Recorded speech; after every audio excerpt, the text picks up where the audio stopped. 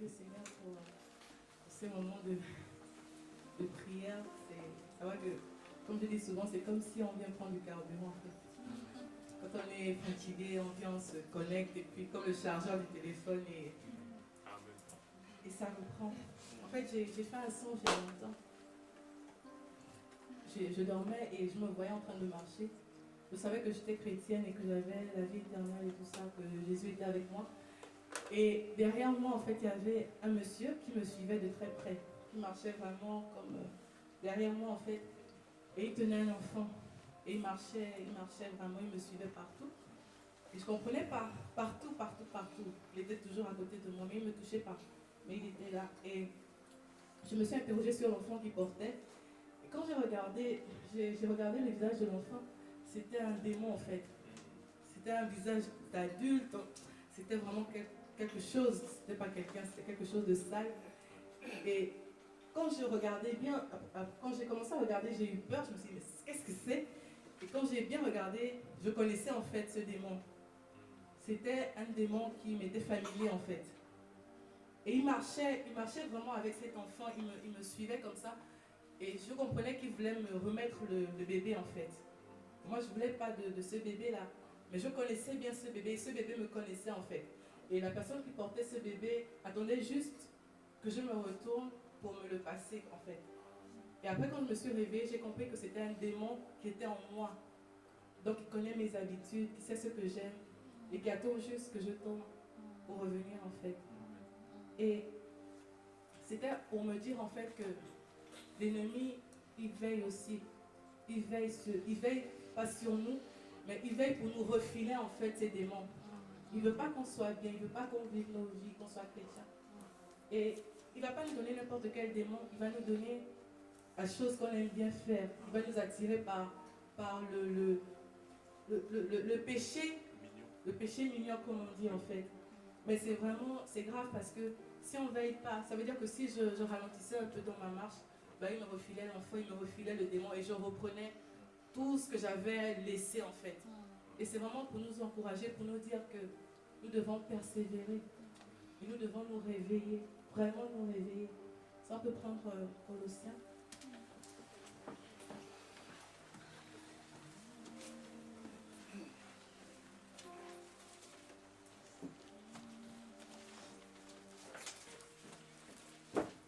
Colossiens 3.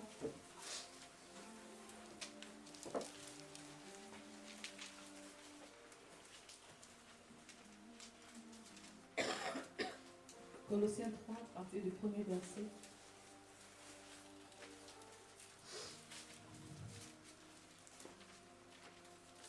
Colossiens 3, 1, je vais lire. La Bible dit, si donc vous vous êtes réveillés avec le Christ, recherchez les choses d'en haut, où le Christ est assis à la droite de Dieu. Je reprends. Si donc vous vous êtes réveillés avec le Christ, cherchez les choses d'en haut, où le Christ est assis à la droite de Dieu. Je continue. Pensez à ce qui est en haut, et non pas ce qui est sur la terre. Je reprends le verset 2. Pensez à ce qui est en haut, et non pas ce qui est sur la terre, car vous êtes morts, et votre vie est cachée avec Christ en Dieu. Alléluia. Il dit, si vous vous êtes réveillés avec Christ, cherchez les choses d'en haut, où Christ est assis à la droite de Dieu. Pensez à ce qui est en haut, non pas à ce qui est sur la terre. Alléluia. Il demande de penser à ce qui est en haut. Si, et seulement si on est réveillé. Il faut vraiment qu'on fasse très attention. Il faut vraiment qu'on veille. Parce que l'ennemi rôde en fait. Et je pensais à ça hier. Et quand je pensais à ce mot penser, et je pensais en même temps au frère Maurice qui est décédé. Et j'avais dans mon esprit que quand on est en deuil, on pense à la personne. C'est-à-dire qu'on peut se retrouver là, même à un moment, on peut rigoler. Quand on est dans une maison de deuil, hein, on peut être là un moment, quelqu'un vient, il sort une blague. Ça ne va pas durer. Ça va durer 2-3 minutes. Après, on pense à la personne qui est décédée, on commence à pleurer. Après, on peut être là, on va manger. Mais quoi qu'on fasse, notre pensée principale, en fait, est tournée vers la personne là, pendant le moment où il y a le deuil, en fait. Et c'était cette pensée-là que j'avais qui rejoignait la pensée qui est écrite là. En fait, pour dire que même si on mange, même si on se réjouit, même si on va à nos occupations, pensant à Jésus, ça veut dire qu'on peut faire quelque chose, mais on doit toujours revenir à lui. Donc tout ce qu'on fait, on doit toujours chercher. Et qu'est-ce que Jésus aurait pensé de ça? On regarde la télé, on regarde les informations. Ah oui, ça montre que Jésus revient. Alléluia. C'est ça, penser constamment à quelqu'un, penser constamment à quelque chose. C'est-à-dire qu'il n'y a pas quelque chose qui peut venir ravir, enlever ma joie. Il n'y a pas quelque chose qui peut venir totalement me détruire, où je suis là, où je veux me suicider. Non, parce que j'ai Jésus, je pense à Jésus. Alléluia. Même si je pleure, même si je suis en joie, mais tout ce que je fais me ramène toujours à Jésus. Ne pas demeurer loin. Ne pas que mes pensées, que mes projets, que tout en moi m'éloignent en fait de ma pensée principale, de la route que je suis. Alléluia. Parce qu'à côté de chacun d'entre nous, comme à côté de moi, il y a ce bébé-là, ce démon-là, qu'on veut nous refiler. Alors nous, comme nous sommes réveillés, si nous sommes réveillés, c'est vraiment important de se réveiller. Et si on peut prendre Philippiens, juste à côté, Philippiens 4. Philippiens 4, 8. C'est juste avant. Philippiens 4, 8. On dit, au reste, Philippiens 4, chapitre 8, au reste, mes frères, que tout ce qui est vrai, que tout ce qui est digne, que tout ce qui est juste, que tout ce qui est pur, que tout ce qui est aimable, que tout ce qui mérite l'approbation, ce qui est moralement bon et digne de louange, soit l'objet de nos pensées. Ça revient encore les pensées. Alléluia. Que tout ce qui est de Dieu, donc que toutes ces choses-là soient l'objet de mes pensées, de nos pensées.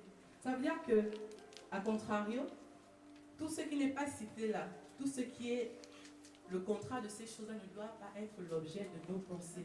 Ça veut dire qu'on peut y penser, mais il faut chasser ces pensées-là. Il ne faut pas que ces pensées-là demeurent. Il ne faut pas que ce soit la pensée principale. Il ne faut pas que la jalousie, par exemple, si ça arrive, ça arrivera toujours tant qu'on sera de ce monde, tant qu'on aura la chair, mais que ce ne soit pas l'objet de mes pensées. C'est-à-dire que quand ça vient, je chasse. Quelqu'un disait que c'est comme des oiseaux, en fait. On ne peut pas empêcher un oiseau de passer sur ta tête, mais on peut l'empêcher de faire un nid. Ça veut dire qu'on peut empêcher l'oiseau de demeurer là. Ça veut dire que quand la calomnie vient, quand quelqu'un m'appelle pour me raconter des choses qui ne m'édifient pas, pour me raconter des choses qui vont faire en sorte que je vois ma soeur d'une autre manière, j'empêche que cette pensée, que ça reste dans ma tête. Parce que j'ai la force de dire, au nom de Jésus, je te chasse. Parce que je veux protéger mon cœur. Et c'est vraiment ça. Dans ces temps-là, vraiment, je remarque dans ma vie, vous allez me dire chez vous, mais c'est comme si l'arme que l'ennemi utilise beaucoup, c'est la calomnie. C'est-à-dire que tu ne vas pas sortir chercher des problèmes, mais ça vient te trouver. Tu es là, quelqu'un t'appelle.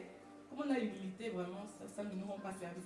Quelqu'un t'appelle, il commence à te dévoiler la vie de l'autre personne. Et si tu tends l'oreille, comme quand je regardais ce bébé-là, ben on va te refiler ça. Ça veut dire que l'amertume que cette personne a, elle va te la donner. Et toi, ça va te détruire. Parce que c'est ton cœur. Le cœur de l'homme est fragile. La Bible dit que c'est ce qui sort de l'homme qui souille. C'est ce qu'on garde au fond de nous, qui s'accumule, ça fait une boule de neige, et après, baf, on se rend compte qu'on a de l'amertume. Pourquoi? Parce qu'on a écouté, parce qu'on a regardé ce démon-là qui cherche tellement à nous coller à la peau. Alléluia. Vraiment, c'est pour nous dire qu'on doit protéger nos pensées, on doit protéger notre cœur. Parce que le cœur de l'homme garde tellement de choses. On garde tellement de choses, il y a tellement de choses. Et c'est difficile. Quand même, dans l'assemblée même, ça peut être un regard, ça peut être une parole blessante, ça peut être quelque chose que quelqu'un même n'a pas forcément fait attention. Quelqu'un a ouvert une porte et l'ennemi rentre, comme l'ennemi est rentré en pierre pour dire tu ne mourras pas. Mais il faut avoir le réflexe de dire arrière de moi Satan, pour garder notre cœur. Parce que le cœur de l'homme, c'est vraiment... Quand le cœur est abattu, quand on t'a trompé, quand on t'a troublé, pour guérir, tu ne vas pas à la pharmacie demander Doliprane. Il n'y a rien en fait, il n'y a que le Seigneur qui peut venir redonner la force. Il n'y a que le Seigneur qui peut donner la force d'oublier. Et quand on dit pardonner, c'est oublier en fait. Parce que souvent quand on pardonne, On dit, ok, je t'ai pardonné, mon frère, va dans la paix.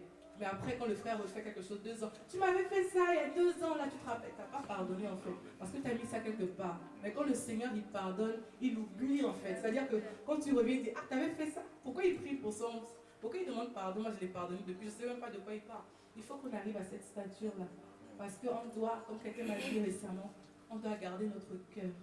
Gardons vraiment notre cœur. Et que nos pensées, comme on a vu dans ces deux livres, surtout retenons vraiment Philippiens 4:8, méditons-le chez nous, regardons un peu tout ce qui n'est pas là-dedans, là, que ce ne soit pas l'objet de nos pensées. Alléluia.